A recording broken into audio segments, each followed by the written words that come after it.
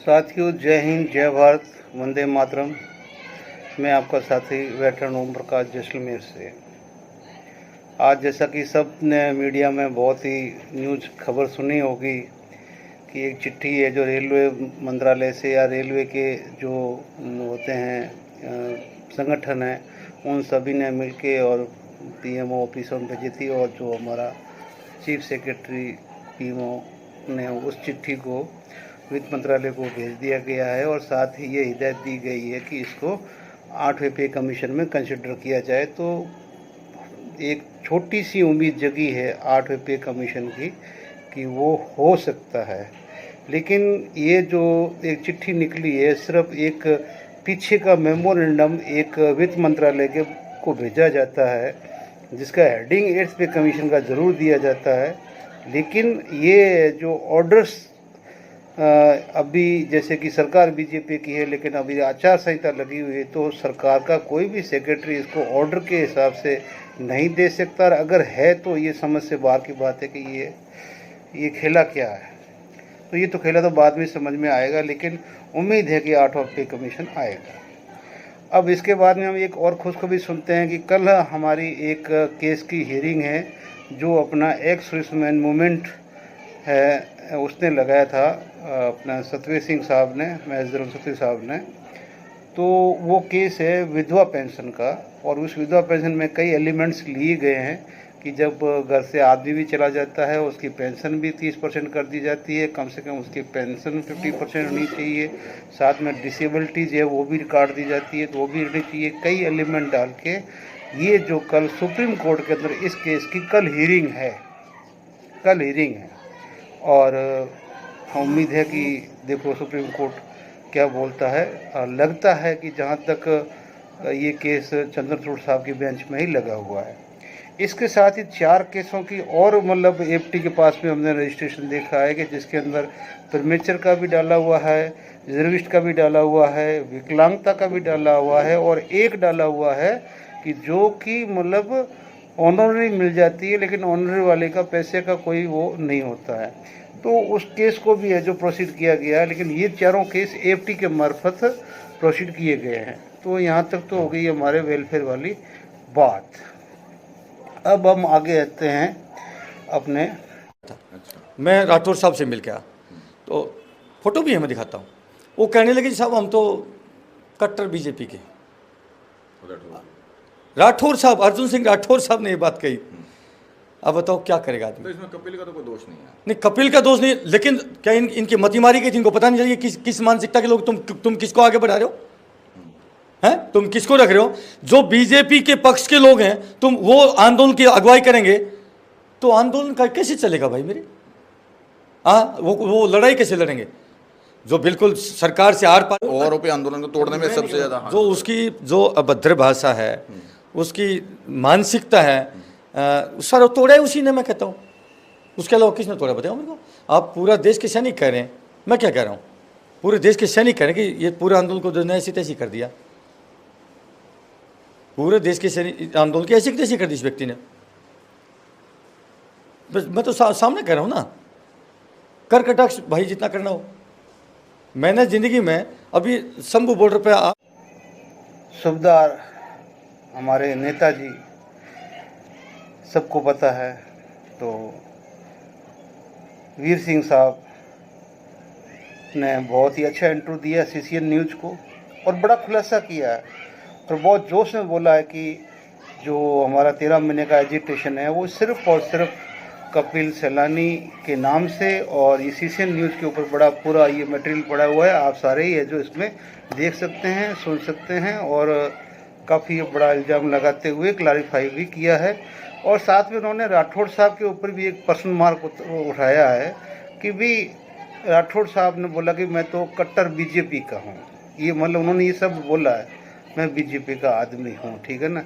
जबकि जब ये जयपुर मिलने के लिए गए थे तो ये चीज़ मेरे नॉलेज में इन्होंने डाली थी, मुझे भी जयपुर बुलाया था, जबकि मैंने राठौड़ साहब से रिक्वेस्ट किया था कि वो आए हुए हैं, मैं नहीं पहुँच सकता हूँ, सर आप इनको बुला लीजिए और अपने पास में जो भी आपका व्यू है वो दे दीजिए।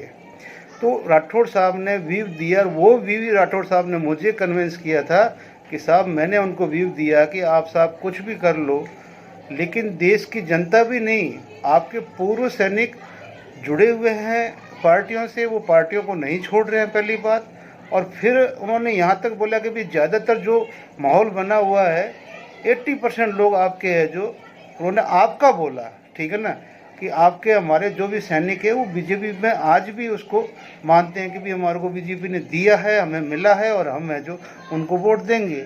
अब इसके अंदर बोले मैं अलग से कैसे क्या कर सकता हूँ, अलग से मैं कुछ नहीं कर सकता हूँ। तो चलो मैं मानता हूँ ये हो गया उनका कि इन्होंने लगाया कपिल और राठौड़ साहब के ऊपर इल्जाम। कहते हैं सीडीएस की पारदर्शिता होगी बनाने के लिए।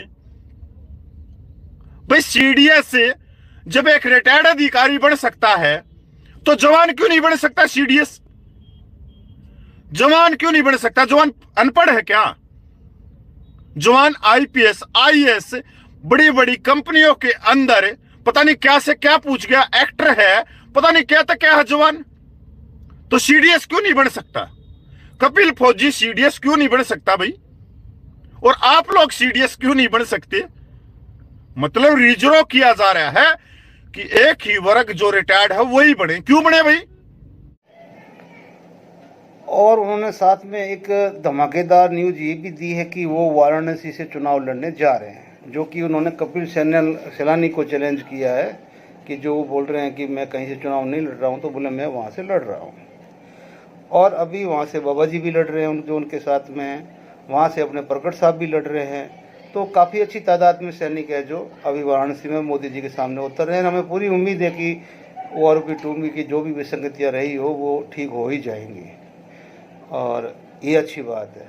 अब इसके साथ में हमारे कपिल ने भी अपना बहुत ही एक्टिव होते हुए एक बहुत ही अच्छा गुड गवर्नेंस वाला वीडियो डाला है कि भी रिटायरमेंट होने के बाद तो मतलब कोई भी सीडीएस बन सकता है, वो खुद भी बन सकता है। उन्होंने ये बात बोली है और साथ में ये मांग रखी कि भी हमें सीडीएस बनने का हमें भी आफ्टर रिटायरमेंट मौका मिलना चाहिए, कि रिटायरमेंट के बाद में तो कुछ होता ही नहीं, ना कोई रैंक है ना कुछ और है, मतलब रिटायरमेंट के बाद में सब इक्वल है और कुछ ऐसा नहीं है। और कपिल सैलानी खुद सीडीएस क्यों नहीं बन सकता, तो इस तरह के वीडियो भी उन्होंने बनाए। तो मुझे ये चीज़ थोड़ी सी समझ में नहीं आई कि आफ्टर रिटायरमेंट जो रैंक का डेजिग्नेशन है वो मरने के बाद में भी आपके पत्नी के साथ में लगता है। बेशक आप लेट लगता है, लेकिन आपकी रैंक फिर भी आपकी पत्नी जब तक जीवित रहेगी तब तक रहेगा, आगे तक भी रहेगा जब तक आपके डॉक्यूमेंट रहेंगे।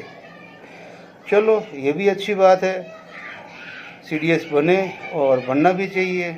अगर सही कहीं से प्रोसेस होता है तो वो काबिल है।